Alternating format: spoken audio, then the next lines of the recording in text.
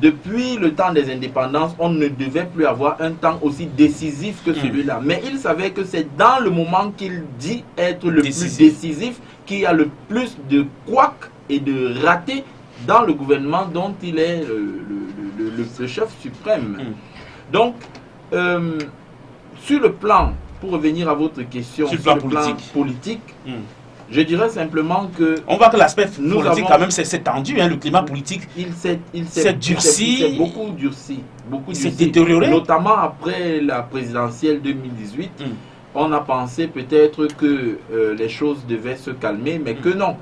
Les revendications par rapport à après la crise post-électorale, elles se poursuivent jusqu'à aujourd'hui, avec notamment le parti du MRC qui continue à faire des revendications dans ce sens-là. Mais pour nous, en ce qui nous concerne, la présidentielle, elle est passée. Mais le bilan sur le plan politique, il y a même eu recul. Pourquoi il y a eu recul? Parce qu'à un moment donné, il y avait... on a semble-t-il donné l'impression qu'il y avait une possibilité pour les partis d'opposition de pouvoir manifester. Mais par la suite, les choses se sont durcies. Pourquoi est-ce que ceux qui nous gouvernent voient toujours en une marche de l'opposition une opportunité de déstabiliser le pays? Le pays est-il d'abord stable? Il faut se poser la question de savoir si le pays est stable. Pour vous, c'est un alibi, c'est un subterfuge, ou alors il y a un réel risque à travers une manifestation d'un parti de l'opposition, un risque à l'ordre public, de trouble à l'ordre public? On mesure le risque de trouble public. On pourrait ne pas être d'accord avec l'objet d'une marche. Mais maintenant, pourquoi interdire systématiquement? C'est ça qui pose problème. Ça veut dire qu'il y a un poids, deux mesures.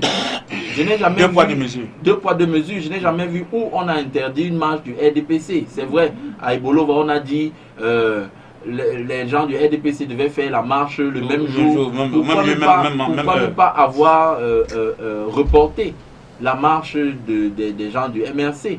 Pourquoi ne pas avoir reporté leur marche et dit, bon, aujourd'hui, on va laisser les gens du RDPC marcher demain?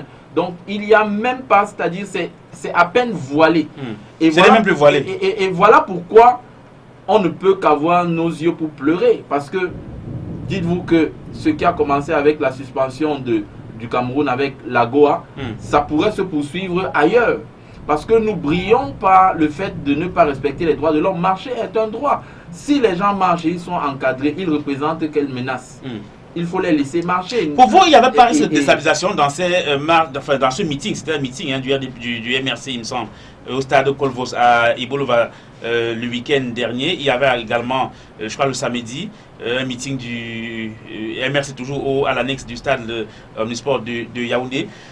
Pour vous, vous posez clairement qu'il n'y avait pas lieu d'interdire systématiquement ces manifestations. Il n'y avait pas lieu d'interdire ces manifestations. D'autant plus que si on regarde même le contexte dans lequel ils ont été arrêtés le 26 janvier, ils n'ont pas été arrêtés en route. Ils ont été arrêtés dans un domicile. Vous voyez? Dans un domicile, quelle est la menace? Si on juge de manière sécuritaire, oui, on peut être des adversaires sur le plan politique. On peut craindre que peut-être les autres peuvent menacer notre position. Mais comment expliquer le fait que systématiquement, dites-moi, si les gens se réunissent, la déstabilisation viendra d'où? Le fait qu'ils se réunissent et qu'ils parlent, ils ne font que parler. Ils se réunissent, ils ne font que parler, ils font quoi d'autre?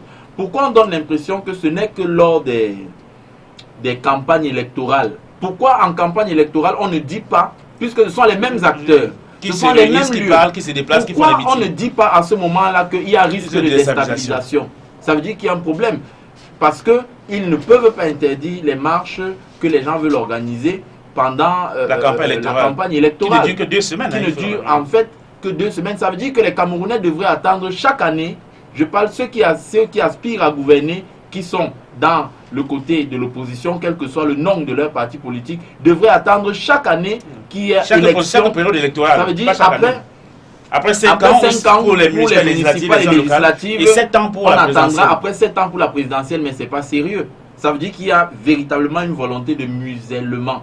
On pourrait ne pas être d'accord avec les idées partagées par tel ou tel autre, mais il faut les laisser s'exprimer. Parce que en étouffant une personne, c'est un peu comme un ballon qu'on appuie dans de l'eau. Quand on appuie un ballon dans de l'eau, il rebondit avec beaucoup d'énergie. Ça ne veut pas dire que je partage les prises de position du MRC, mais je dis simplement qu'en tant qu'opposant, je suis solidaire avec le fait que on doit permettre à tous les opposants de pouvoir, lorsque ils ont fait une déclaration en bonne et due forme, qui n'est pas une demande d'autorisation.